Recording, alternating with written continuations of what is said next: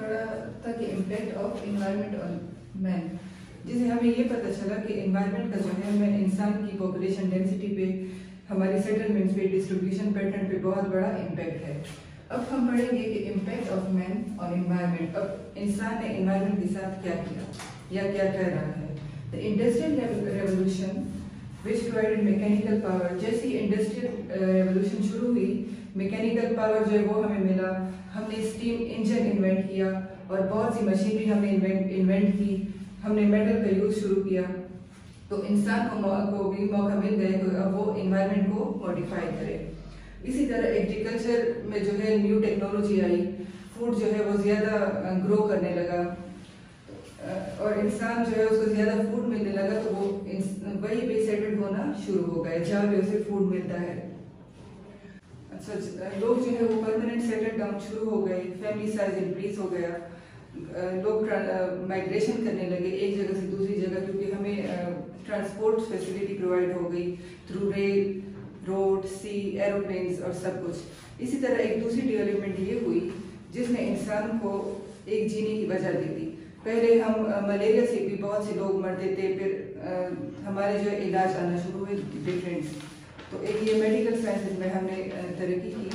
इस तरह इंसान का जो है लाइफ स्पेन ज़्यादा हो गया और डेथ रेट जो है हमारी डिक्रीज हो। With increase in knowledge and skill and development of human economy, there was gradual increase in carbon dioxide. जिस तरह इंसान ने तरक्की की, इसी तरह हमारा कार्बन डाइऑक्साइड का लेवल जो है वो एटमॉस्फेयर में इंक्रीज होता गया। एस्टिमेट हुआ है कि लास्ट 100 ईयर्स में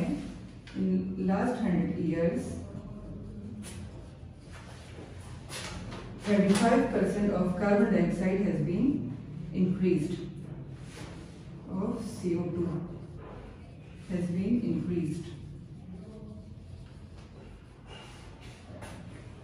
जिसकी वजह से कार्बन डाइऑक्साइड से हमारा ग्लोबल टेम्परेचर जो है वो इंक्रीज होता है।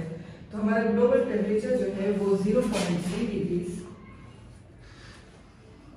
से 0.7 डिग्री सेल्सियस तक वो इंक्रीज हो गया है। तो हम अपने एनवायरनमेंट को आहिस्ता आहिस्ता खराब कर रहे हैं, तबाह कर रहे हैं। अब कार्बन डाइऑक्साइड इंक्रीज होने से क्या होता है, और first of all carbon dioxide क्यों इंक्रीज हो रहा है।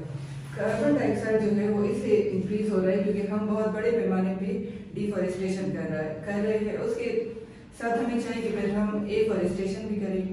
तो हम एफॉरेस्टेशन नहीं करते, मतलब हम दोबारा दरख्त नहीं उगाते, सिर्फ अपनी ज़रूरत के लिए दरख्त जो है, हमारे जंगलात जो है वो हम काट रहे हैं, जिसकी वजह से ये ओवरऑल वर्ल्ड का मसला बन गया है।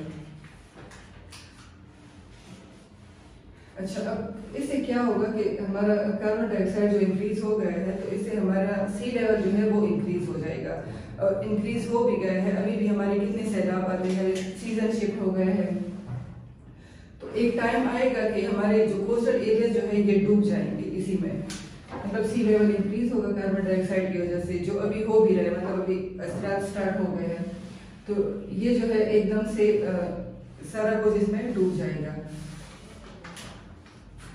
अच्छा, अब थर्ड जो है वो है burning of coal and petroleum. अब कोल और पेट्रोलियम से क्या होता है, ये हमारे एटमॉस्फेयर में सल्फर डाइऑक्साइड जो है वो ऐड करते हैं। इसी तरह इसके साथ सल्फर डाइऑक्साइड हो गया, कार्बन मोनोऑक्साइड, नाइट्रोजन डाइऑक्साइड, ये जो है हमारे एटमॉस्फेयर में ऐड हो रहे हैं। इनके अब क्या इम्पैक्ट है हमारे एटमॉस्फेयर पे। अच्छा, ये जो sulphur dioxide, carbon monoxide, nitrogen dioxide, ये सारा, अच्छा, ये गैसेस जो है ये जब हमारे एटमॉस्फेयर में शामिल होते हैं, तो जब हमारी रेन होती है तो वो एसिड रेन बन जाती है। इससे हमारी एसिड रेन होती है, ये जो है अक्सर इंडस्ट्रियल रीजन्स पे होती है, क्योंकि ये एमिशन जो है इंडस्ट्रियल रीजन्स पे ही ये एमिशन होती है। तो इसी तरह नॉर्थ अमेरिका और यूरोप में जो है अक्सर एसिड रेन होती है, जिससे एक्वेटिक लाइफ हमारी बहुत ज़्यादा मुतासिर होती है। आजकल जो है एक नया सब्सटेंस भी जो है वो ऐड हो रहा है, जो पहले हमारे इन्वायरमेंट में नहीं था। तो जो पहले हमारे इन्वायरमेंट में नहीं था, लेकिन वो अब हमारे एयर, वाटर और सॉइल सब हर पूरे इन्वायरमेंट में शामिल हो गया है। वो क्या है, वो है रेडियो एक्टिव सब्सटेंसेस, जो न्यूक्लियर एक्सप्लोजन से हमारे इन्वायरमेंट में शामिल हो रहे हैं। इतने न्यूक्लियर मतलब वेपन्स बने हैं, इसी वजह से हमारा एनवायरनमेंट इन चीज़ों से भी खराब हो रहा है। तो हमारे जो रेडियो एक्टिव सब्सटेंसेस है, इनका बहुत बड़ा इम्पैक्ट जो है ऑर्गेनिज्म पे ये होता है कि एक तो इससे साइकोलॉजिकल डिसऑर्डर, लोग मतलब साइको हो जाते हैं और डिजीजेस भी मतलब कैंसर वगैरह फैलते हैं। उसके अलावा इंसान जो है ये डेथ भी कॉज करते हैं इंसानों की। इसी तरह एक यूक्रेन में चेरनोबिल में एक न्यूक्लियर रिएक्टर जो है वो ब्लास्ट हुआ था 1988 में। ये हम फिर से सारा कवर करेंगे ट्रेजेडीज ऑफ एनवायरनमेंट में, लेकिन ये एक हुआ था जिसमें बहुत से लोगों की डेथ कॉज हुई।